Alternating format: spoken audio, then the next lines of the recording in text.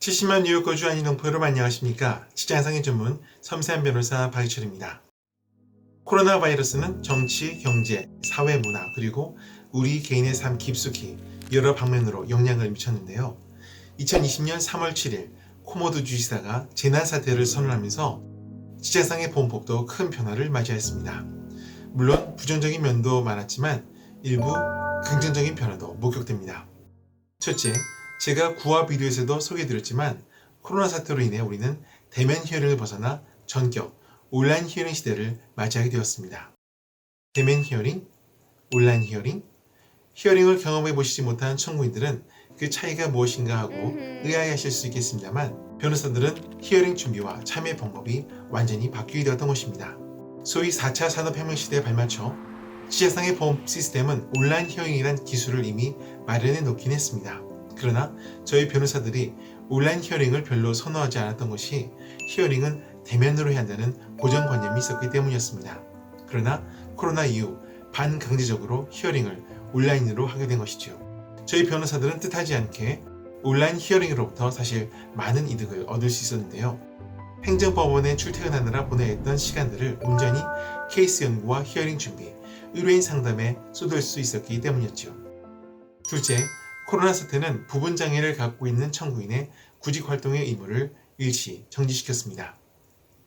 부분장애, 영어로 partial disability란 현재 일을 못하는 신체 능력의 수준이 100% 아래인 경우를 가리킵니다. 부분장애를 갖고 있는 청구인들은 구직활동에 대한 의무가 있습니다. 우리 쪽 의사로부터 부분장애를 갖고 있다는 의학적 소견이나 판결을 받은 청구인은 일을 안 하는 기간 동안 대체급여, 로스트 웨이지를 청구하기 위해 반드시 구직활동 증명서류를 직장상의 보험사와 행정판사에게 제출하고 그 정직성과 성실성을 판결을 통해 검증받아야 한다는 규정이 있습니다.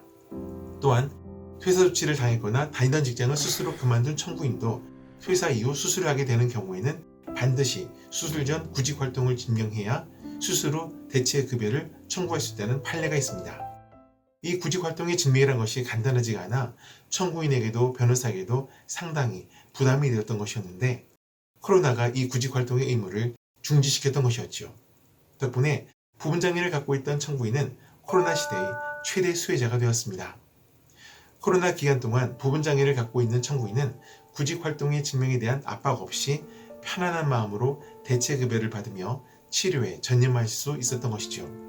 그러나 1년 반의 코로나 사태라는 긴 터널을 지나 마침내 미국 경제가 다시 재기하고 경제가 활성화되면서 이런 효력 정지가 올해 8월 16일자로 전면 해지되었습니다.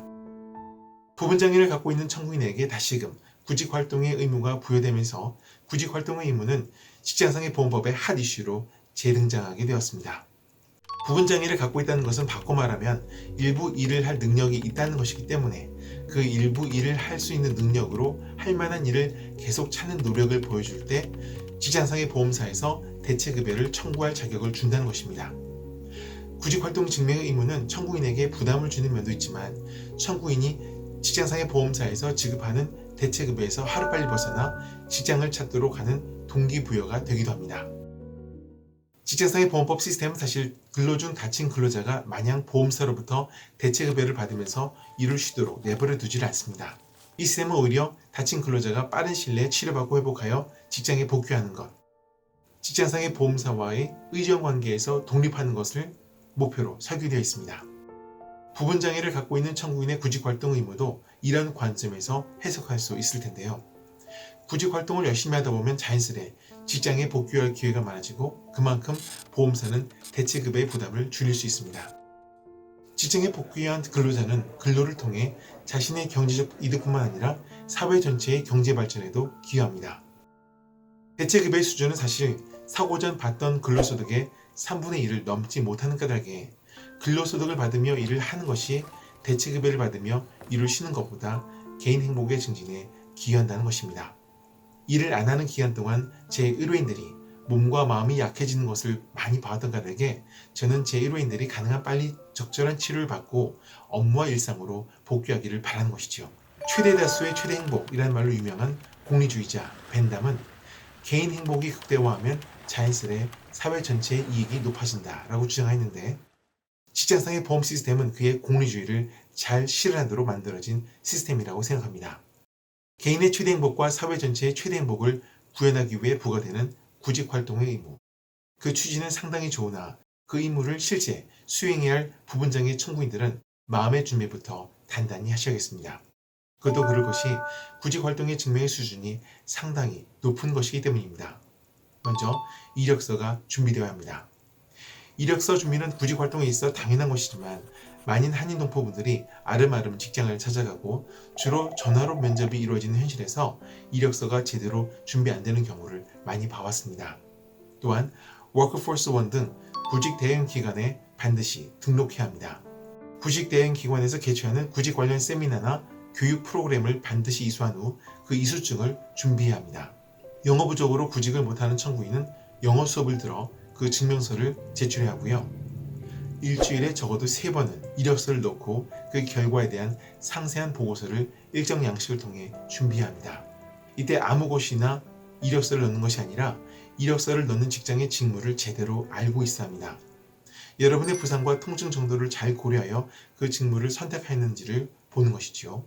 또한 여러분의 부상과 통증이 직무에 영향을 미치는 정도와 신체적 제한사항에 대해 담당 의사와 충분히 상의하셨다는 근거가 있어야 합니다. 그 근거는 여러분들의 의사가 써주시는 리포트로부터 나옵니다. 설사 충분한 구직활동 증명서류를 준비했다 하더라도 판사와 보험사 쪽 변호사의 신랄한 검증을 통과해야 하는데요. 선서한 진술로 판사와 보험사 쪽 변호사 앞에서 자신이 제출한 구직활동 증명서류에 대해 잘 설명할 수 있어야 한다는 것입니다. 갑자기 꾸며낸 서류가 아니라 진실되게 성실한 자세로 서류를 작성했다는 것을 보여주는 절차입니다. 설사 청구인이 충분한 구직활동을 성실하고 정직하게 했다고 판사가 판결했다 하더라도 직장상의 보험사는 이러한 판결에 항소할 수 있습니다.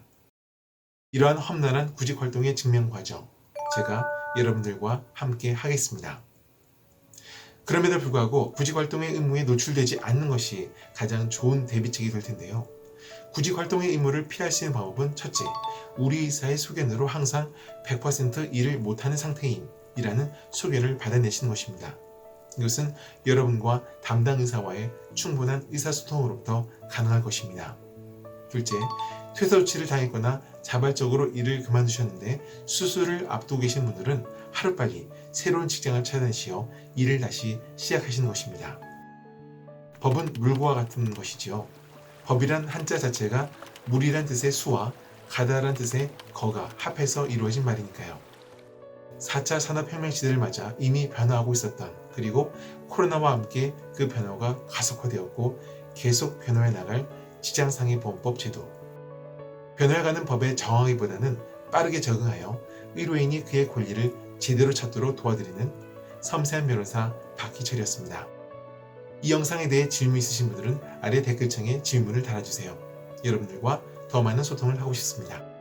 좋아요 버튼 꾹, 구독 버튼 꾹, 알림 설정 잊지 마시고요. 감사합니다.